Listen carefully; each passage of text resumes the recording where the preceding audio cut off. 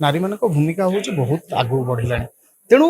एବେका समय मत लगुच राष्ट्र आगू जाऊँच से नारी मैंने सशक्तिकरण होती। Fifth Odisha women's excellency award निश्चित भाव में कहबी जे नारी मान को प्रोत्साहित कर तेणु जपर भाव में सबू जगह माने ओडिशा सरकार मध्य सुभद्रा योजना माध्यम नारी मानकर अपलिमेंट करने चेष्टा कर विभिन्न क्षेत्र में नारी जदि गोटे पाठुआ है नारी जदि गोटे सशक्तिकरण नारी मानकर है गोटे परिवारटा पूरा शक्त हो जाती कारण ता छुआ ठू आरंभ कर परिवार ठू आरंभ कर समस्त को संगठित करना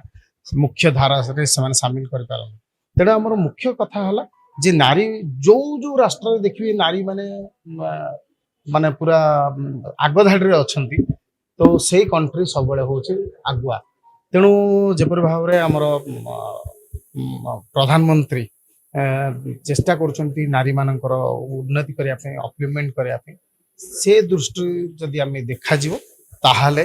भारत निश्चित भाव में आगे चली आगू आहरी उन्नति कर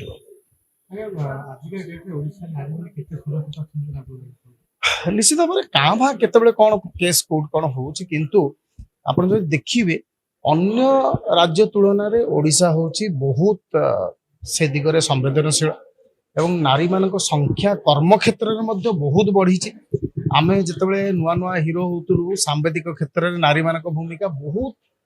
नग्न थिला बहुत कम थिला किंतु एबेका आपण देखिए जे प्रत्येक जो ये अच्छी न्यूज मीडिया अच्छी से नारी मान भूमिका बहुत अधिक आसला तेणु खाली न्यूज कथा नहीं प्रत्येक ऑफिस रे देखिए प्रत्येक काम क्षेत्र में देखिए सिनेमा इंडस्ट्री देखिए नारी मान भूमिका हूँ बहुत आगू बढ़ला तेणु एबेका समय मत लगुच राष्ट्र आगू जाऊँच से नारी मैंने सशक्तिकरण होती।